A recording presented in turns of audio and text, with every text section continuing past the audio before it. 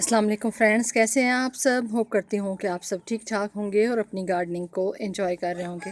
Friends, आज की जो वीडियो है उसके अंदर मैं आप लोगों के साथ शेयर कर रही हूँ कि हम किस तरीके से एस्पैरगस फर्न के जो सीड्स हैं उनको कलेक्ट कर सकते हैं। और उन सीड्स को कलेक्ट करने के बाद आप उनको जो है वो लगा सकते हैं। और जब आप एस्पैरगस को ग्रो करने के हवाले से बात करते हैं तो फिर ये है कि दो तरीके होते हैं एस्पैरगस को ग्रो करने के हवाले से। एक तो ये कि आप इसको रूट डिवीजन से कर सकते हैं और दूसरा ये कि आप इसको सीड से लगा सकते हैं, क्योंकि कटिंग से एस्पैरगस फर्न नहीं लगती।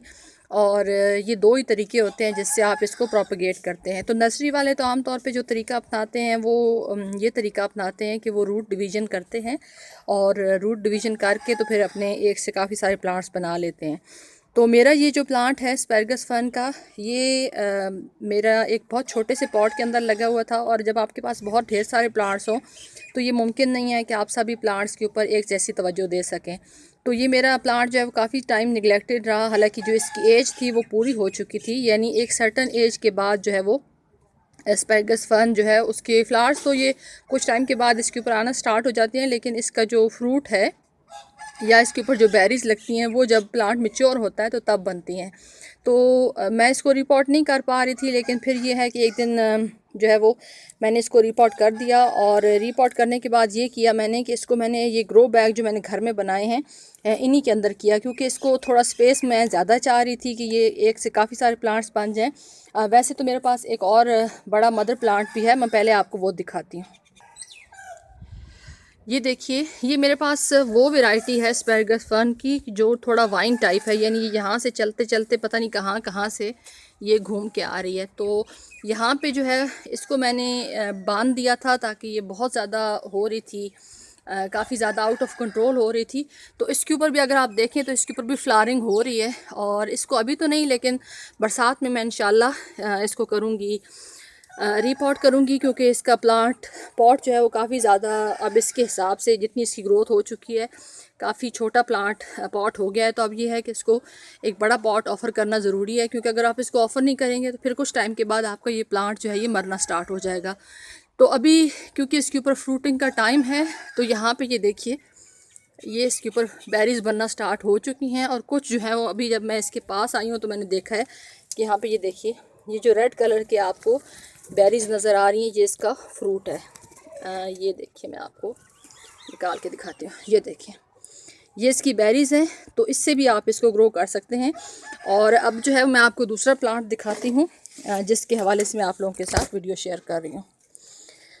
तो ये मेरा वो वाला प्लांट है। तो इसकी दो बेरीज़ जो है इनको साइड पे रखते हैं, और इसके अंदर भी बेरीज़ जो है वो तैयार हो चुकी हैं और कुछ जो है वो गिर रही हैं साइड के पॉट्स के अंदर। ये देखिए, ये आपको रेड सी नज़र आ रही है। ये जैसे जैसे पक जाती है तो ये ख़ुद ब खुद गिर जाती है ड्राई होने के बाद। तो इसको जो है वो यहाँ से कलेक्ट करते हैं। ये देखें, ये एक और हो गई। और कुछ जो है वो मैंने देखा है पीछे पॉट के अंदर भी गिरी हुई है। यहाँ पे ये देखिए, क्योंकि जैसे जैसे ये रेडी होती हैं तो ये ख़ुद ब खुद गिर जाती हैं। तो आप अगर इसको टाइम पे कलेक्ट नहीं करेंगे तो फिर ये है कि या तो ये ग्रोथ करेंगी या फिर नहीं करेंगी। तो बाकी जो है वो अभी इसके ऊपर ग्रीन है। ग्रीन भी मैं आपको दिखा देती हूँ। ये देखें, ये इसके ऊपर ग्रीन है, यहाँ पे देखिए।